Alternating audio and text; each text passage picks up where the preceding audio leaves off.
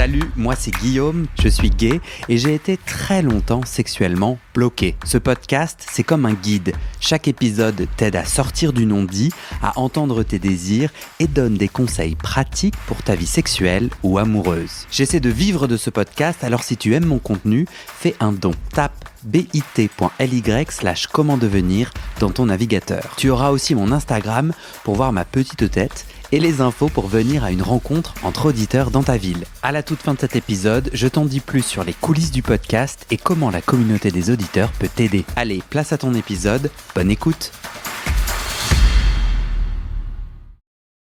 Salut tout le monde et bienvenue pour la deuxième partie de notre épisode enregistré en live à Paris. Coucou. On continue à se raconter nos pires expériences sexuelles, ou en tout cas les mauvaises, et ce qu'on peut en tirer. Et pour nous aider, nous avons notre sexothérapeute préféré, Denis Trochesec. Bonjour à tous et à toutes. Coucou Denis. Denis, on va faire ta pub parce que j'ai eu un auditeur qui m'a demandé de l'aide pour trouver un sexothérapeute en ligne parce qu'il habite loin ou que sais-je. On est d'accord que toi, tu fais de la consultation en ligne ? Je fais tout à fait la vidéo. Je redis un grand merci au bar Merci Marcha qui nous accueille et on se lance directement avec toi, Elliot. Il est où ton post-it ? Ah, ma première fois m'a conduit à l'hôpital. Oui, alors je suis toujours vivant, je suis toujours là. Mais c'était le tout premier garçon avec qui j'ai expérimenté ma sexualité. Donc je l'ai rencontré, j'avais 17 ans. Et pendant 3 ans, ça a été juste des prélis du coup. C'est pas de sodomie. Des prélis ? Oui, j'aime pas trop prélis, mais sans sodomie en fait. Ok. Donc ça, il n'y a jamais eu trop de soucis. Et pendant 3 ans, on n'était pas ensemble. C'était juste sexuel de temps en temps dans l'année. J'avais 17 ans, il en avait 24. Et lui avait beaucoup plus d'expérience que moi. Et en 2020, avant le Covid, j'avais envie d'essayer. Vraiment, je me sentais mieux. Enfin, je voulais essayer. Et du coup, avec lui, parce que c'était avec lui que j'avais pu expérimenter, je le connaissais plutôt bien.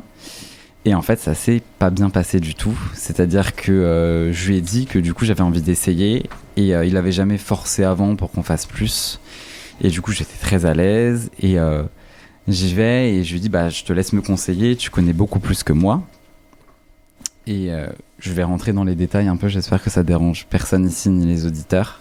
Mais il me dit, je vais m'allonger. Et toi, tu vas t'asseoir et ce sera le plus simple. J'étais un peu perplexe, mais très bien. En fait, il s'est allongé et il m'a pas beaucoup aidé, ni pour me guider ou quoi. J'y arrivais pas et je suis un peu brutal dans la vie commune. Donc, du coup, j'y suis allé un peu d'un coup. Mm-hmm. Ça a fait très, très mal. Et je le regarde, donc il fait quand même... on est sur un gabarit un peu rugbyman, 1m87, 90 kg. Je lui dis, aide-moi. Je me retrouve face à quelqu'un qui bouge pas trop, donc je me relève. Je lui dis un peu de partir au fond de la pièce et d'attendre que ça aille mieux. Et on reprendra après. Mm-hmm. Donc on reprend. Le lendemain, ça allait. On a fait un petit peu et ça allait. Et voilà. Et en fait, j'ai plus trop de nouvelles après de lui. Il disparaît un peu du champ. Et moi, je sens que physiquement, je commence à avoir des séquelles. J'ai mal au niveau de l'anus, etc. Tu saignes ? J'avais quelques saignements qui commençaient. Mm. Évidemment, je commence à avoir une bonne crise d'hémorroïdes que je n'avais jamais eue. Et à ce moment-là, je découvre qu'en fait, c'est quelque chose de très commun et que beaucoup de gens en ont. Donc, je mets quand même 2 semaines à commencer à traiter la chose. Et c'était vraiment... j'ai failli faire un malaise à cause de ça, de douleur et tout. Donc, je traite ça. Lui disparaît du champ. Et en fait, 1 an après, j'ai un abcès qui apparaît. Donc, je comprends pas trop. Je vais voir un médecin. Je vous passe le rendez-vous, ça s'est pas bien passé. Il était 8h30, c'était un peu rude. Un proctologue, du coup ? Oui, non, c'était un médecin généraliste pour pouvoir aller voir un proctologue après. Okay. Mais moi, je savais pas ce que c'était. Donc, je lui demande, mais qu'est-ce que c'est ? Et en fait, il a appuyé dessus très fort. Donc, je lui dis, bon, doucement. Il m'a mis sous antibiotiques, mais sans médicaments pour le ventre. Donc, en fait, ça m'a juste détruit le ventre pour 2 bons mois. Donc, ça s'est calmé, j'ai géré la chose de mon côté. Un abcès, c'est une fissure ? Non, c'est un abcès, c'est plutôt une espèce de poche de pus qui va se former à un endroit qu'il faut plutôt vider parce que sinon ça peut s'infecter. Okay. Je pensais que ça s'était calmé et en fait 1 an après j'avais des douleurs, j'avais toujours une gêne à cet endroit-là et donc du coup je finis par trouver une proctologue, etc. Je finis par avoir un rendez-vous et elle me dit je sais pas trop ce que vous avez mais c'est très particulier, je préfère que vous alliez voir tel spécialiste et qui vous dira. J'ai été le voir, il me regarde, il fait en fait fait, vous avez une fistule anale. Donc en fait, ça peut être un abcès qui dégénère et donc du coup, ça fait un espèce de canal bactérien qui creuse en fait à l'intérieur de la chair. On dit c'est opération. Donc je programme une opération dans 3 mois et c'est péridural. Wow. J'ai eu 1 mois d'arrêt et la cicatrisation est pas drôle du tout. Ok. Et ça, les médecins t'ont dit que c'était lié au rapport anal rapide. J'en ai parlé, ils ont fait le lien et puis ça a toujours été à ce niveau-là. Donc, ok. Donc, ouais. Est-ce que tu as l'impression que du coup, donc ça c'était il y a combien d'années ? Alors, ça a débuté, du coup, le rapport, c'était en 2020, janvier 2020. Je me suis fait opérer en mai 2023. Ouais, donc t'es encore dedans, là, tu sens ? Non, là, ça va, c'est réglé. Okay. Mais en fait, à côté de ça, du coup, sexuellement, j'ai rien fait. Oui. Sachant que je suis pas non plus forcément le plus à l'aise avec moi-même, que je peux être assez... Voilà, j'ai un peu du mal avec les plantes directes aussi. 2023 pour aller mieux. Et après, j'ai réessayé avec quelqu'un en 2024. Ça s'est passé comment ? J'ai réessayé d'avoir une relation sexuelle avec quelqu'un sans sodomie. Okay. Ça s'est pas très bien passé. Okay. Par contre, j'ai essayé de plus faire avec moi-même, donc avec des jouets, etc. Et là, ça se passe très bien. À ce niveau-là, je m'en sors très bien avec moi-même.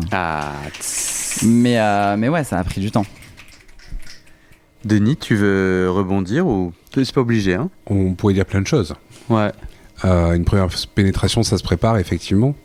On peut dire à mort le porno des os, mais en fait... Non, parce qu'en vrai... Attends, je vais au bout de mon propos. Excuse-moi. Parce que pour moi, cette idée qu'on puisse penser qu'une bite peut rentrer dans un cul sans aucune préparation d'un coup, c'est quand même... les seules images qu'on a, c'est le porno, quoi. Moi, je sais ça que...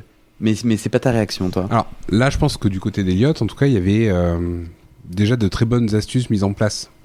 Bon, t'as pas décrit les préliminaires, mais je pense qu'il devait y avoir de l'anulingus et compagnie. Oui, il y avait pardon, j'ai cru qu'il y avait eu pas de préparation. Non, il y a eu la préparation, il y a eu l'anulingus, il y a eu des doigts, etc. À ce niveau-là. Excusez-moi. Moi, je m'étais préparé. Enfin, il n'y avait pas trop de soucis à ce niveau-là. Il avait une grosse bite ou pas ? Oui.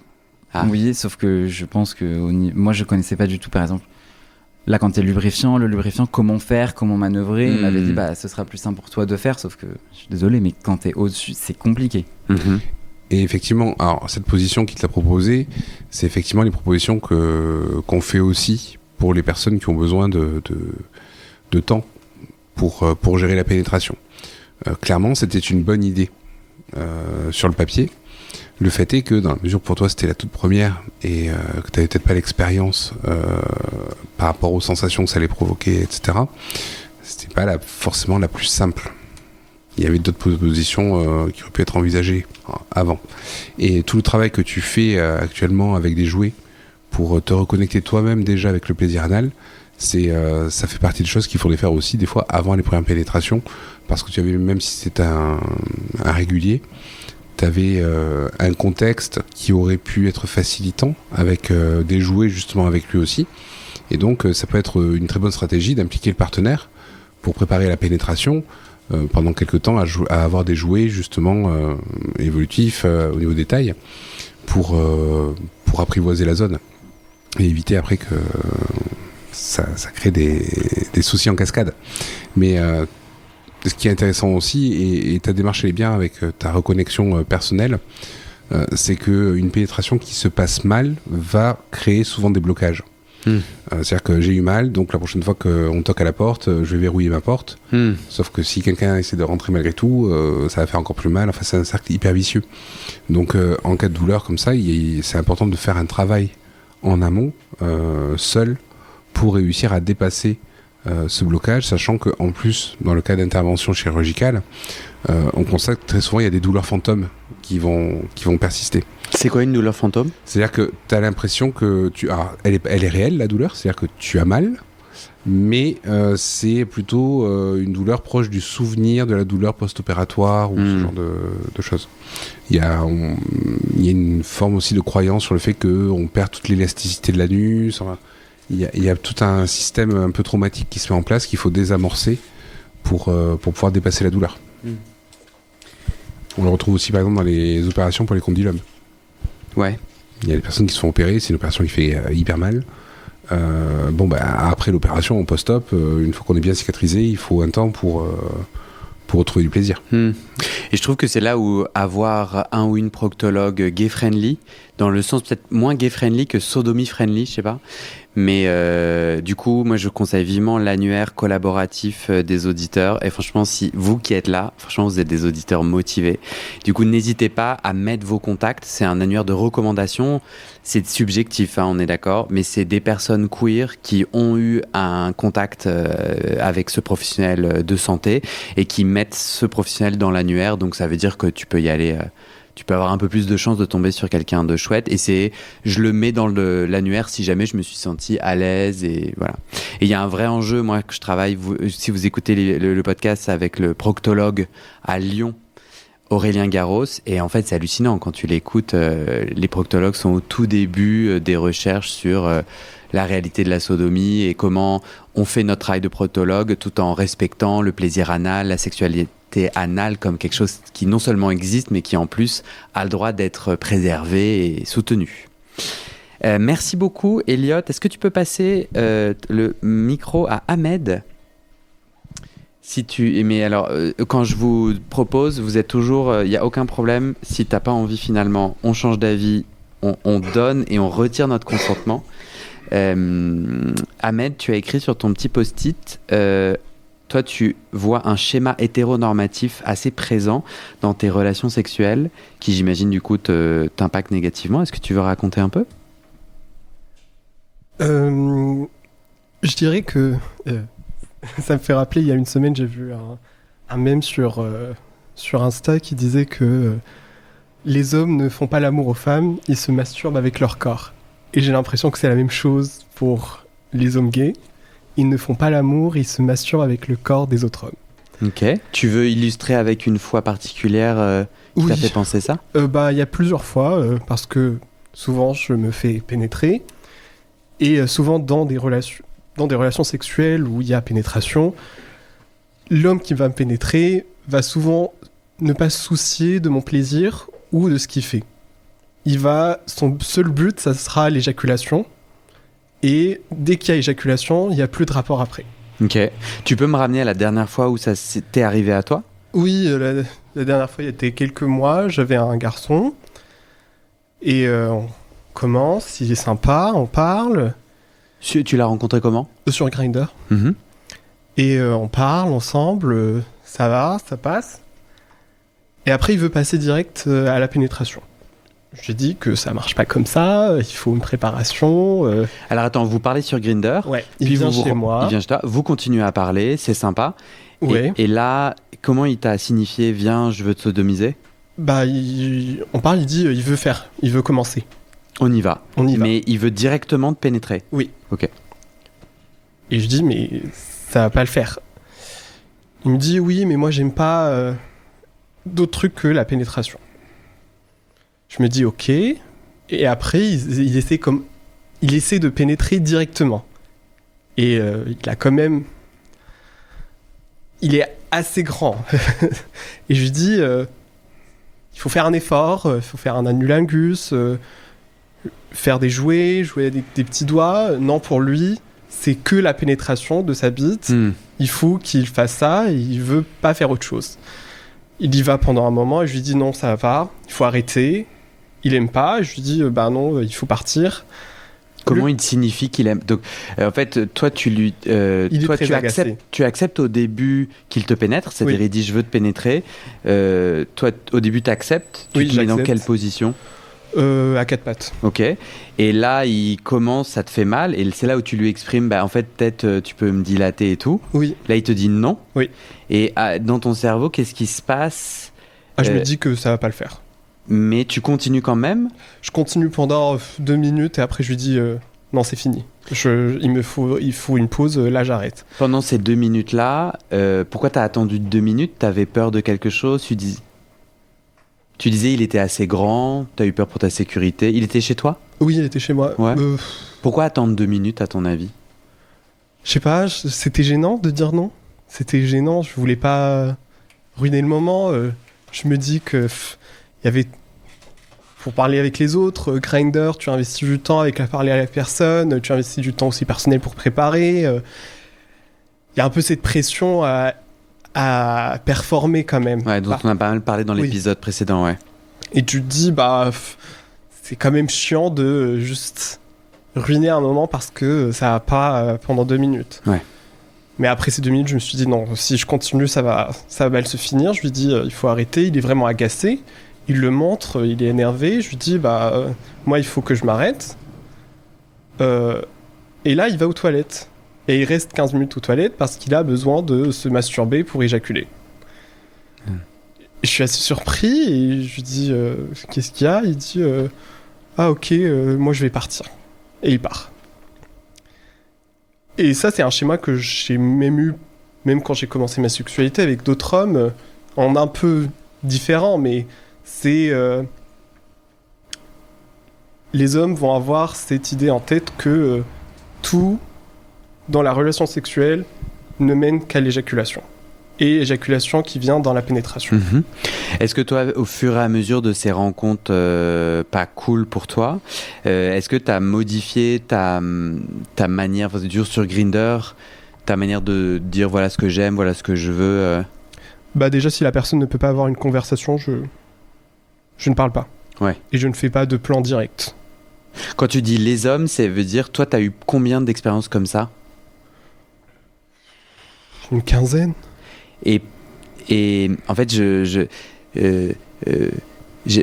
pourquoi est-ce que... Enfin, moi, j'aurais un peu le préjugé qu'en modifiant ce que tu demandes sur Grindr, pourquoi tu as eu 15 fois le même scénario ? Est-ce que tu n'as pas demandé... Parce qu'en fait, si jamais tu dis à la personne, voilà comment moi j'ai envie d'avoir un rapport sexuel, toi, t'exprimais ce dont tu avais envie, et en fait, eux, ils venaient juste pour éjaculer sans te respecter ? Je dirais que la plupart des mauvaises expériences avaient eu lieu au début de mon épanouissement sexuel, quand j'ai commencé à vivre ma vie sexuelle, où je n'osais pas souvent préciser ce que je voulais ou comment je voulais exactement le faire, et je m'attendais à ce que la personne comprenne, parce que je me dis que les gens ont quand même un certain... une certaine réflexivité vis-à-vis de leur pratique sexuelle.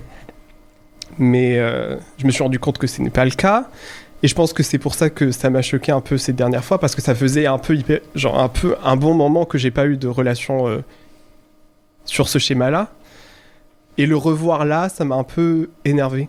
Parce que là, c'était plus récent. Oui, c'était plus récent, et ça m'a un peu énervé parce que je me rends compte qu'il y a encore des personnes qui sont comme ça, et que pour moi, c'est un peu plus la règle que l'exception, parce que ça me prend beaucoup. Par exemple, quand je suis sur Grindr, je filtre beaucoup de gens qui cherchent un truc direct, éjaculation, pénétrer, et c'est tout. Sans se soucier s'il y a de l'aftercare, s'il faut parler, s'il faut construire une alchimie. Pour moi, il me faut que je connecte, et j'ai l'impression que la plupart du temps, c'est pas le cas que les gens... C'est compliqué. Ouais, c'est compliqué. J'ai vraiment envie de te vendre ma solution 1 minute de visio sur Grindr, dont j'ai parlé dans l'épisode 1. Je peux te dire là, ceux qui disent oui, il y a des ouvertures. Okay. Ce n'est que ma petite... Non, mais en vrai, est-ce que tu as l'impression que tu as envie d'implémenter des nouvelles choses pour trouver des partenaires plus connectés avec toi, ou est-ce que toi, ce que tu dis, c'est j'ai bien essayé, et je sais pas où tu habites, tu veux dire Paris. À Paris, et tu dis moi en fait à Paris, sur les apps de rencontres, j'arrive pas à trouver des partenaires qui me correspondent. T'as l'impression que tu peux encore changer ton approche pour mieux trouver, ou qu'en fait t'as déjà changé et tu trouves juste pas? Non, je pense que c'est plutôt que... Je pense que Grindr, c'est pas fait pour moi. Et je pense que c'est pas une solution... Là, il y a utile. 2 mains qui se sont levées immédiatement. Ça, c'est pas pour toi, ouais. Oui, et j'essaie progressivement de l'utiliser de moins en moins, parce que je pense qu'il y a plusieurs aspects sur Grindr qui... La durée, l'investissement... le fait qu'il y a les gens se construisent un imaginaire de qu'est-ce qu'ils veulent alors qu'ils sont pas en face de toi, et un peu il y a ce fantasme qui va s'écrouler au moment où vous vous rencontrez, et j'essaie de maintenant plus rencontrer les gens en vrai. Pourquoi pas essayer j'ai déjà essayé le sauna, mais pourquoi pas essayer Des apéroditeurs? Oui, des apéroditeurs. Mais ma pub, elle glisse tranquille, quoi. Ou les endroits de cruising aussi, ça peut marcher. Ouais. Ou les assos, ou les lieux. En fait, quand t'as la chance, je trouve, d'habiter dans une ville où il y a différents groupements LGBT, ça peut être sympa. Pendant que tu passes le micro à Thomas, Denis, tu voulais rebondir ? Oui, en réalité, des approches telles que tu l'as décrit, il y en aura toujours, tout simplement parce que tout le monde n'atteint pas les mêmes choses d'un rapport sexuel. Tu parlais d'un rapport hétéronormatif, me semble-t-il. Personnellement, moi je dirais plutôt un rapport utilitariste. C'est-à-dire que ta citation était très bonne dans le sens où finalement c'est un service mutuel pour certains. Un plan cul, ça peut être juste un plan cul Kleenex, on a envie d'avoir un rapport sexuel, il n'y a pas d'attachement, il n'y a pas d'attention, c'est chacun, on se fait un plaisir mutuel, on se rend service mutuellement, l'un avec le corps de l'autre. Mais ça peut être ok aussi. Ça peut être ok. Nous avons une moto qui passe derrière. Elle devait être très ok, je pense. Ça peut être ok dans la mesure où c'est l'attente commune. C'est-à-dire que finalement, là, et tu l'as bien dit en conclusion, c'est le décalage entre ton attente et l'attente de ces partenaires que tu décris. Et la direction dans laquelle tu envoies Guillaume sur le filtrage des rencontres, il est là-dessus. C'est effectivement réussir à se mettre d'accord dès le départ sur potentiellement comment toi tu envisages le rapport, qu'est-ce que tu attends de ce rapport.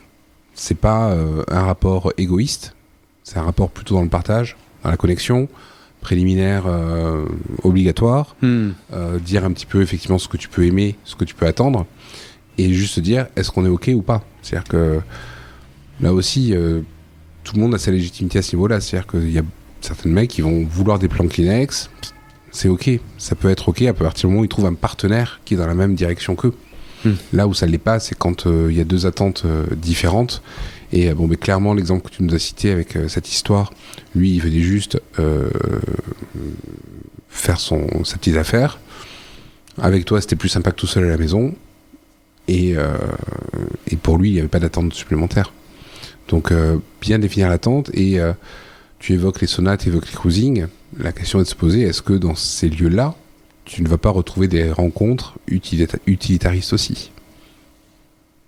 Ça, c'est l'expérience qui te dira. Thomas? Oui, moi je voulais juste rebondir sur le fait que Grindr soit toxique ou à un mauvais endroit. En fait, de mon expérience, moi ça fait 10 ans que j'ai téléchargé l'application, que je l'utilise plus ou moins régulièrement.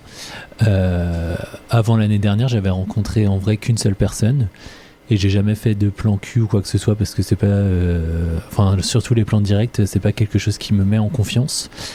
Et c'est vrai qu'à Paris, ça a toujours été dur pour moi de réussir à déclencher une conversation, à même ne serait-ce que juste aller boire un verre. C'est souvent non, on n'a pas le temps, ou au début ils disent oui, mais après c'est viens plutôt boire un verre chez moi. Et moi, ça me met pas du tout en confiance, donc c'est pour ça que j'ai jamais rencontré quelqu'un. Jusqu'au moment où l'année dernière j'ai été à La Réunion et à ce moment-là en 10 jours j'ai rencontré 4 personnes grâce à Grindr, qui n'avaient pas du tout cette mentalité de sexe direct ou quoi que ce soit. C'était vraiment pour discuter, pour se rencontrer, aller boire un café. J'ai même pour la première fois fait une plage naturiste avec l'un d'entre eux, donc ça pouvait être un lieu qui était propice à des rapprochements sexuels, mais ça n'a pas du tout été le cas. Et moi, ça m'a mis en confiance pour rencontrer des nouvelles personnes. Et il y a une de ces personnes que j'ai rencontrées, qui est aujourd'hui devenue un ami, qui est suisse, et qui me disait que sur Grindr, quand il venait à Paris, les approches étaient vraiment différentes de la façon dont lui il le vit en Suisse, par exemple, où les gens sont beaucoup plus ouverts à discuter, à se rencontrer, à boire un café, etc., que à Paris, où c'est très utilitariste. Et j'ai l'impression qu'il y a une culpabilité ou beaucoup plus de personnes qui n'assument pas leur sexualité, je sais pas. Petite question, est-ce que sur ton profil, tu as explicité ce que tu recherches? Oui, alors avant je ne l'expliquais. Pardon. Ouais, il est pas sympa ce mot. Tu ne l'écrivais pas avant sur ton profil. Je ne l'écrivais pas avant parce que je me cachais un petit peu sur Grindr, je n'assumais pas forcément d'y être. Depuis, je fais un travail dessus pour ne plus avoir honte et Super. d'assumer. Et j'écris, c'est la première phrase sur mon profil, pas de plan direct, mais pour autant, j'ai l'impression que Ça c'est change pas. assez clair. moi, j'ai plutôt une bonne expérience sur Grindr et j'habite à Paris. Et ce qui a changé pour moi, c'est je ne m'exprime pas en pas deux. Parce que moi, quand je vois un pas deux, j'ai pas envie. Mais c'est vraiment de l'opinion personnelle. Hein. Mais en revanche, moi, je te conseillerais de le transformer en ce que tu recherches. Et donc moi, tu vois, j'ai quand même pas envie de vous lire ce qui a marqué sur mon profil Grindr. J'ai suffisamment partagé, mais genre, si, moi, j'ai mis sensualité, j'ai mis des mots-clés qui font que ça reste quand même un endroit pas simple. Et je dis que c'est pas simple. Hein, mais je parle à beaucoup d'auditeurs qui me disent Grindr ceci, Grindr cela, à juste titre, et quand je leur dis montre-moi ton Grindr, il n'y a rien marqué dessus, et donc je dis c'est la merde, mais au moins on va s'aider en juste osant écrire, parce qu'en fait on est nombreux comme toi Thomas à avoir envie d'aller prendre un verre, et si on peut pas se voir, si on peut pas lire nos profils, on peut pas se retrouver, tu vois, entre gens qui cherchent la même chose, donc voilà. Oui, excuse-moi, mais je t'ai entendu dire ça dans un de tes derniers podcasts. Et après, j'ai voulu changer ma bio pour être dans un message beaucoup plus positif. Ouais. Et je n'arrive pas à changer cette putain de bio, ça ne fonctionne pas. Donc, je ne peux pas la changer. De façon technique, ah, c'est tout à un fait. autre sujet. Voilà. Oui, désinstalle ton application et réinstalle-la oui, peut-être. je devrais faire déjà ça. fait. Bon. J'aimerais qu'on passe la parole à Paul avant... Non, c'est bon. À Paul. Coucou Paul. Ah, trop cool. Coucou. Paul, tu as écrit « Je suis toujours déçu avec Grindr, mais j'y retourne quand même », comme on est dans le sujet Grindr. Et il y a d'autres personnes, là, tout le monde hoche la tête, là. Et il y a d'autres personnes qui ont écrit ça. Est-ce que tu peux nous en dire un peu plus ? Oui, alors c'est quelque chose que je fais moins maintenant, parce que j'ai compris que je deviens un grand garçon. Mais pendant une période, il y avait des moments où je me mettais un peu à penser avec ma bite. Et direct, j'allume Grindr, je veux du cul. Et c'est le seul truc auquel je pense.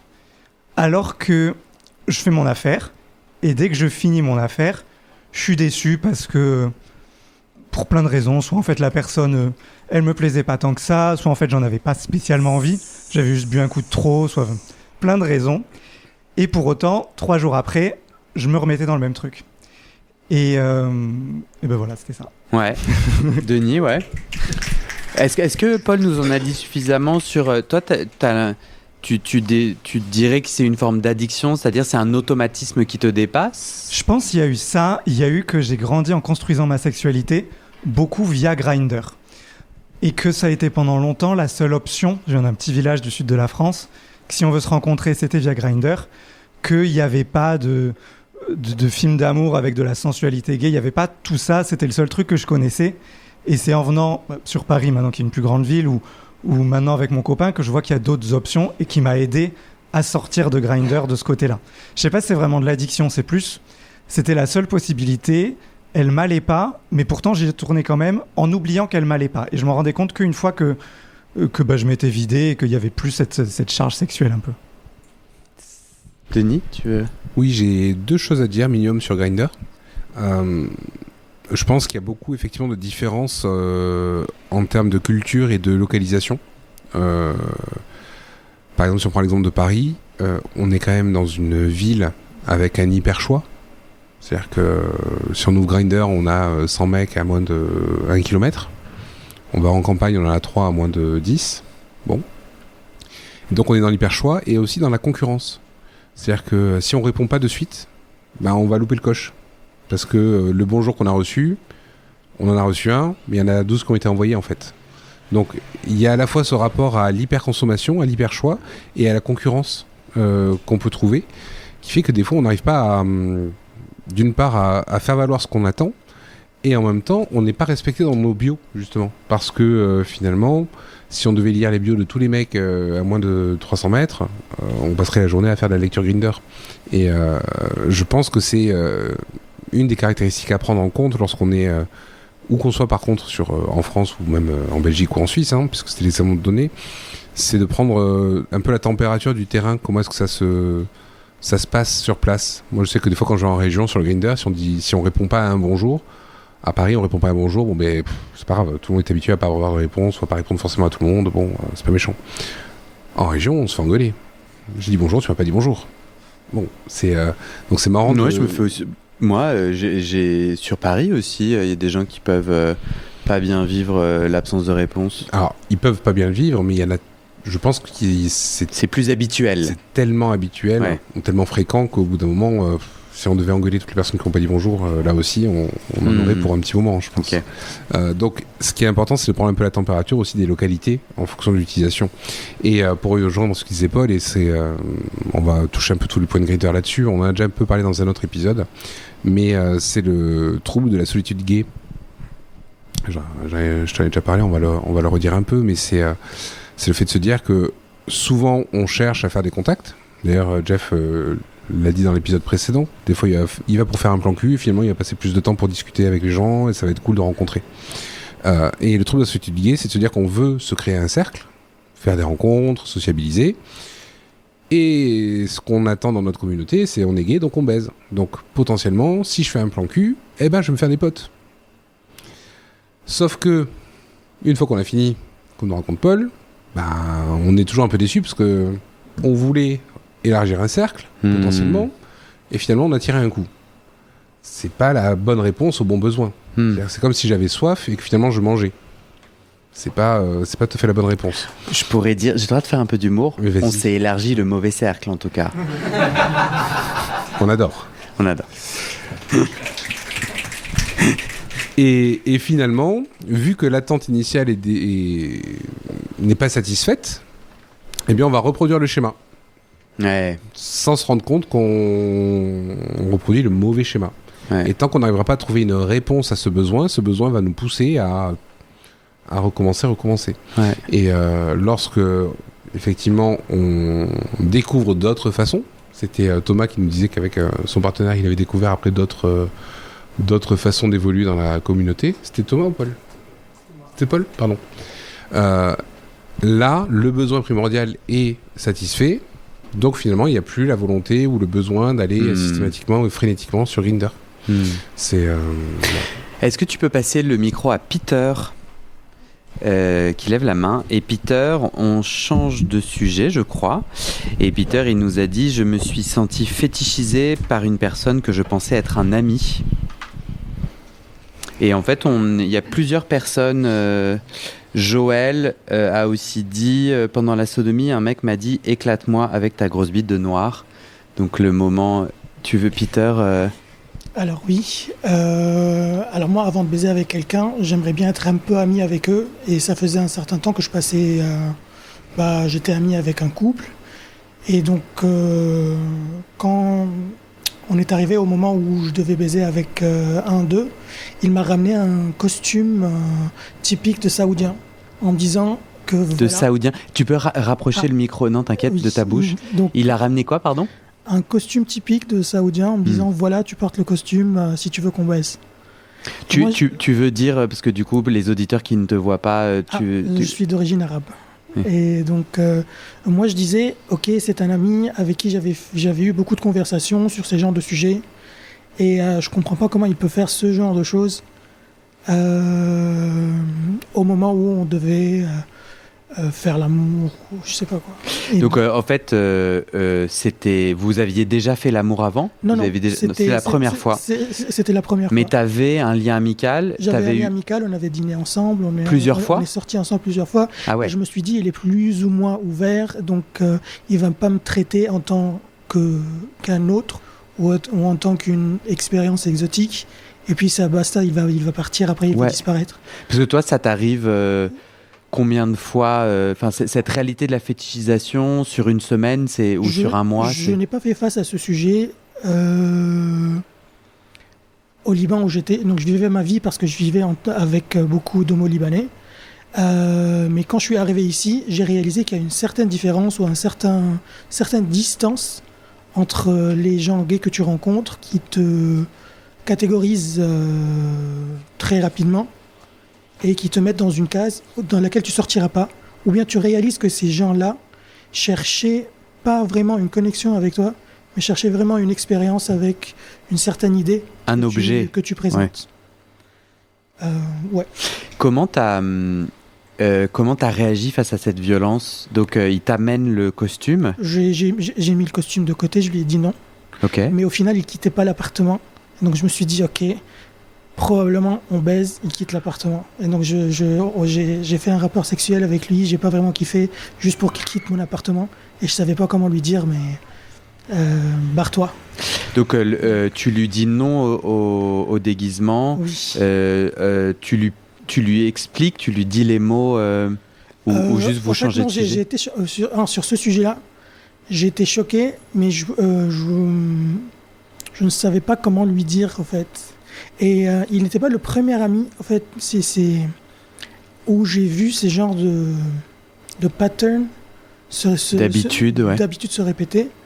Parce qu'il y a par exemple d'autres gens qui, par exemple sur Grindr, ou d'autres amis, ne choisissaient qu'un type de gens. Et ne regardaient pas par exemple la personne derrière le même type de gens qu'ils choisissaient. Le type, c'est la couleur de peau. Il y a La Jeff couleur, le background, comment on dit?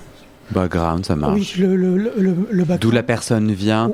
Donc la fétichisation de tes amis, elle se fixait sur quelle objectification ou bien en particulier? côté arabe, ou bien côté Ok. noir, ou bien, je sais pas, côté bear, whatever.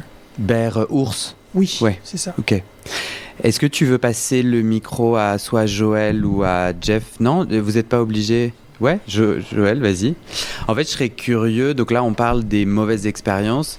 On parle de fétichisation. C'est-à-dire, c'est quoi dans... Est-ce que tu peux dire qui tu es pour les gens qui ne te voient pas? Donc, Joël, je suis racisé donc moitié noir, moitié blanc, donc d'origine africaine. Et contrairement à Peter, moi, je suis né et j'ai toujours vécu en France. Si je dis contrairement, c'est-à-dire que j'ai toujours sociabilisé en sachant que ça existe. J'ai toujours été minoritaire ethniquement et j'ai toujours dû faire face à ces préjugés. Donc moi, ce qu'il y a, c'est que je passe souvent pour le mec, soi-disant qui n'a pas d'humour ou qui est susceptible. Sauf que maintenant, je sais que tout ça, c'est des conneries. Ramène-moi à cette fois particulière. Tu as dit quoi à ce mec? Ah oui. En fait, ma question, c'est... J'ai deux questions. C'est quoi la fréquence? Je pense que beaucoup de gens se rendent pas compte de la fréquence. Moi, c'est plus quand est-ce que ça arrive pas que quand ça arrive. Ok. Sur une semaine, t'es sur Grindr, par exemple? Non. Mais sur d'autres... en termes d'interaction intime? En termes arrive. d'interaction, déjà, moi, maintenant, j'ai vraiment appris à filtrer. C'est-à-dire qu'il y a ceux qui arrivent comme ça, genre, ils ont pas de figure style. Je reçois des messages, ouais, putain black, ou cherche black, ou voilà quoi. Et ils trouvent ça normal déjà comme ça. Il me connaît pas, il me sort ça quoi. Ouais. Donc non. Et ça c'est très fréquent, c'est-à-dire la fréquence hebdomadaire. C'est absolument, c'est constant. C'est-à-dire de recevoir des tous les messages jours comme ça. À chaque fois que je me connecte ou quoi, il y a toujours quoi. Ouais. Donc je réponds pas. Point. Comment, à ton avis, ce mec qui te dit éclate-moi avec ta grosse bite de noir, comment il a lui, pas passé les filtres que toi t'as mis en place? C'est-à-dire qu'on n'en a pas parlé objectivement de ma couleur, mais quand il est venu me parler, j'ai compris après coup que c'était, en gros, il niquait avec des noirs ou des métis ou des arabes quoi. Et il était mignon et tout. Il vient chez moi et tout ça. Et c'est vraiment pendant l'acte, il aurait dit éclate-moi avec ta grosse bite, genre tout court. Bon, c'est pas à mon trip, mais j'aurais compris. Mais là, avec ta grosse bite de noir, je suis pas un débutant. Qu'est-ce qui s'est passé Qu'est-ce qui s'est passé dans ton cerveau? Comment tu t'es senti? Déjà, je me disais merde. Et j'ai repensé, une série qui s'appelle Chewing Gum, la Michaela Cole, elle en parle dans un épisode. Et je me suis revu dedans, je me suis dit, merde, quoi, c'est... je sais que je suis pas le seul, mais je me suis dit un de plus, quoi. Et donc là, en gros, je me suis un peu forcé, je fais à d'éjaculer plus vite. Et après, j'ai dit, je commence à 8h demain. Voilà. Pour écourter, quoi. Oui, voilà, ouais. quoi. Mais Et tu j'étais t'es- tellement pas étonné, je me suis juste dit un de plus, quoi. Comme d'habitude. Je vais me fatiguer à lui expliquer, quoi. Tu t'es dit, tu avais le choix, tu t'es donné le choix d'interrompre le rapport sexuel. Pourquoi éjaculer? Ah ben non, c'est parce que en chien que je me suis dit je vais me finir, mais je vais pas le garder à 1 heure, Ouais. 1 heure avec moi, quoi. Alors j'ai à ma gauche Jeff qui fait beaucoup, tu lui passes le micro. Oui. Comme Jeff, tu as fait beaucoup de claquements de doigts, de validation et de... ton corps est Alors- très réactif à ce sujet. Moi, je suis un grand black, littéralement. Je peux pas décrire autrement. Tu es quoi? J'ai pas Un compris. grand black, donc 1m90, noir, foncé, les cheveux crépus. Donc, tout ce que je suis, quoi. Et moi, j'ai eu beaucoup de retours, beaucoup moins aujourd'hui parce que je pense que je joue avec de toutes des interactions raciales. Parce qu'on peut pas dire autrement. Je joue avec, je filtre comme le fait Joël, et j'ai aucun problème à arrêter un plan cul quand la personne me fait un commentaire, c'est-à-dire je fais la colonisation est terminée. Mais c'est radical. Et même si je prenais mon pied à mort, s'il y a un truc comme ça qui se passe, mais je me ressors et en fait je fais de l'éducation.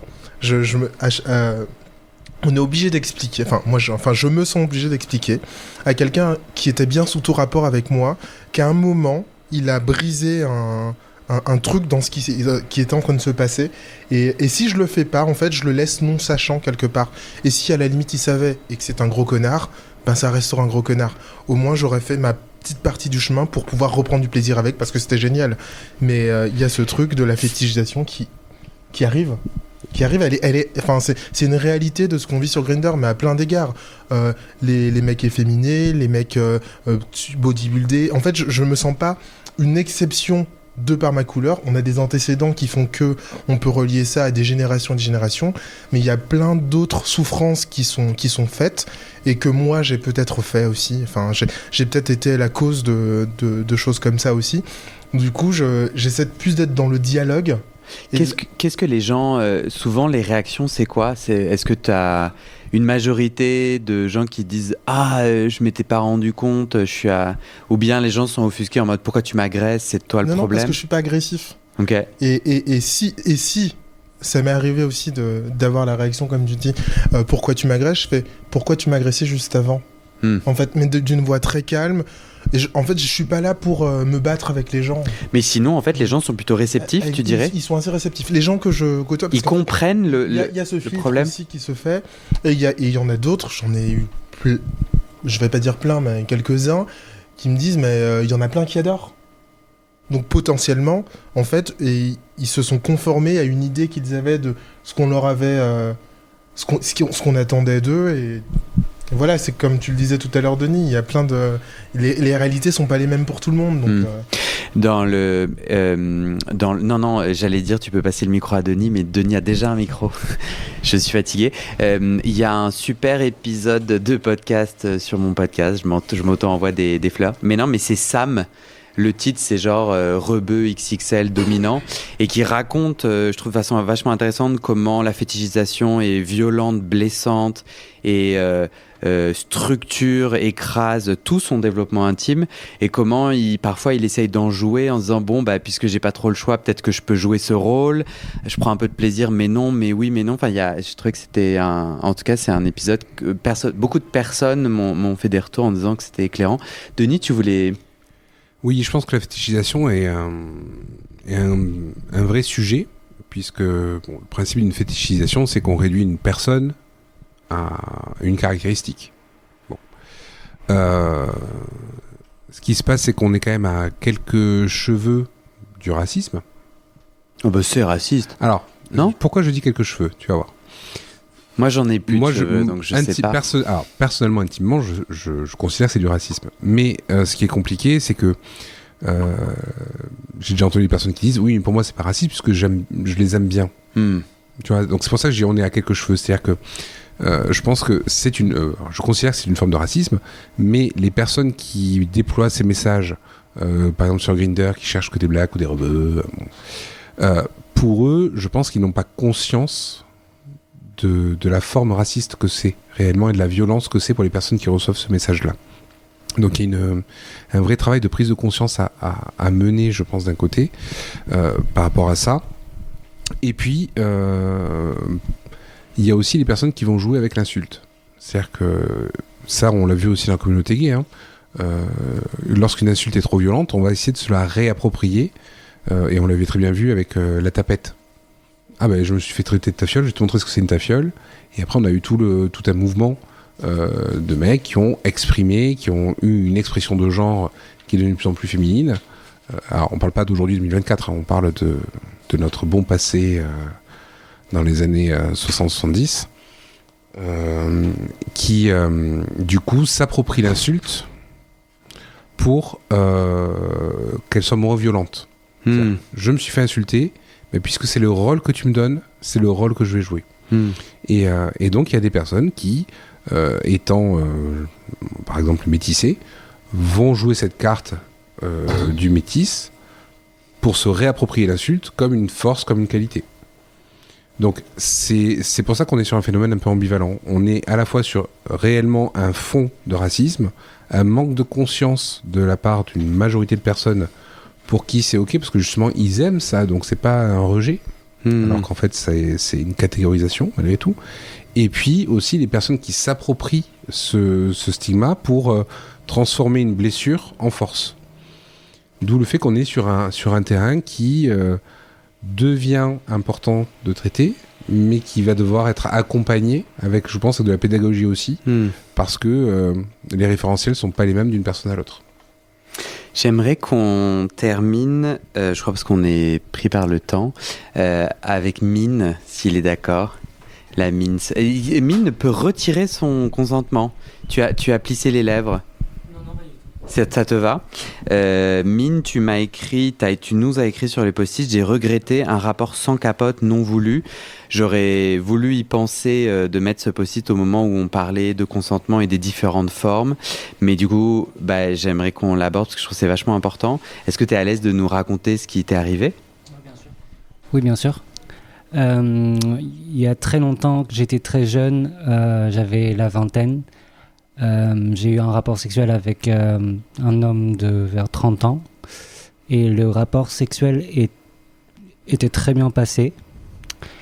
On avait passé une soirée superbe, c'était pas un plan cul direct, il y avait une vraie connexion, etc. Le seul truc, c'est que je tiens pas très bien l'alcool et il m'a fait beaucoup boire cette soirée-là.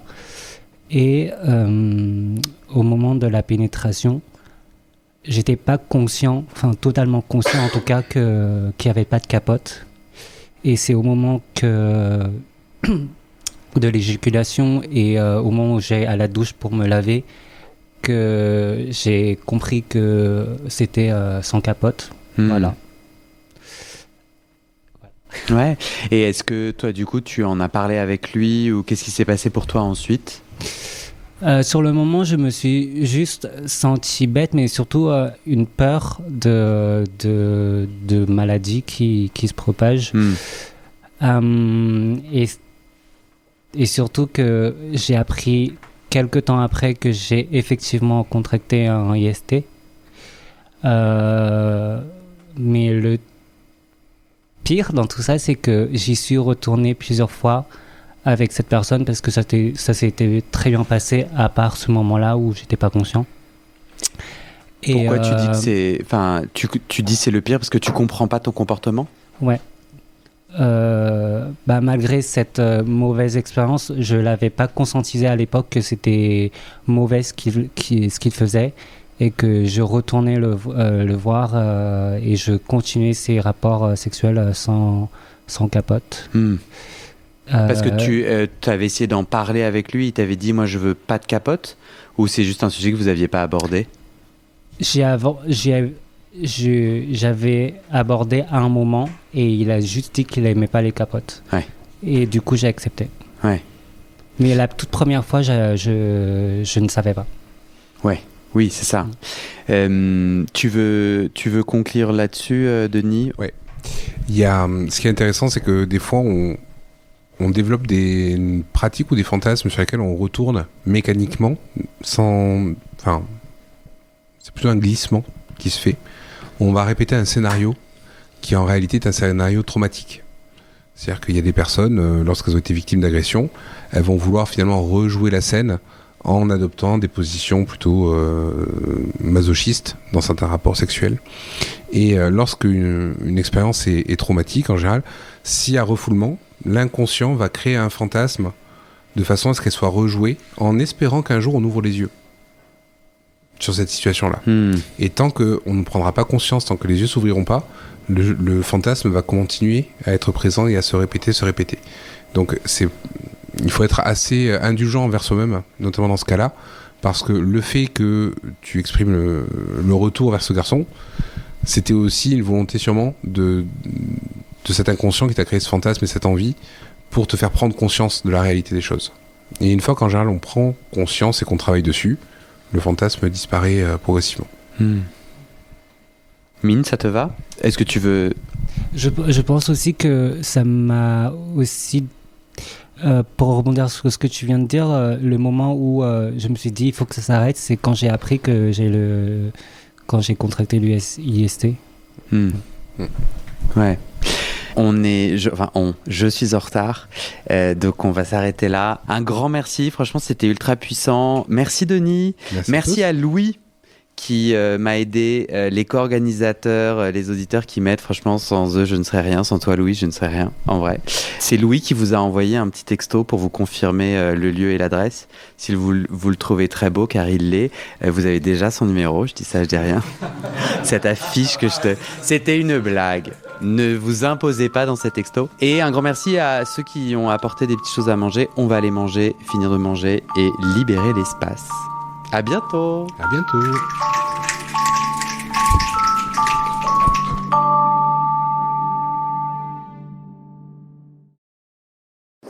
Et c'est la fin de cet épisode. Et maintenant, je te donne les dernières infos sur les coulisses du podcast et comment la communauté des auditeurs peut t'aider. Mais d'abord, on doit parler sous. Ce podcast, c'est mon boulot à temps plus que plein et j'ai pris 2 décisions. Première décision, je ne veux pas rendre le podcast payant. Je veux qu'il reste accessible. Deuxième décision, je ne veux pas non plus de sponsors commerciaux.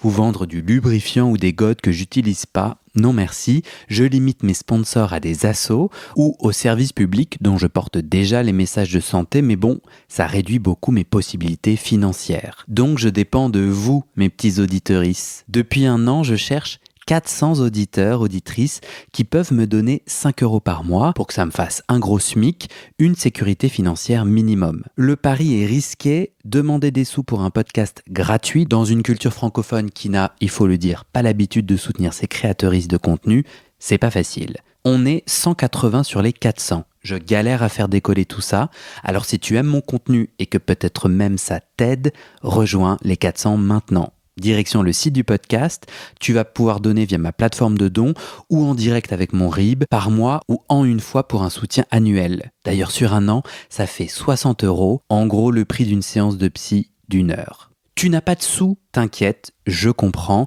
alors clique tout de suite sur s'abonner. Dans ta plateforme d'écoute, active les notifications pour recevoir le titre de l'épisode dès sa publication et mets 5 étoiles et un commentaire sur la page du podcast sur Spotify et Apple Podcast. Ces petites actions, ça pousse l'algorithme à proposer le podcast à plus de gens et ça m'aide à trouver des témoignages et des donatrices.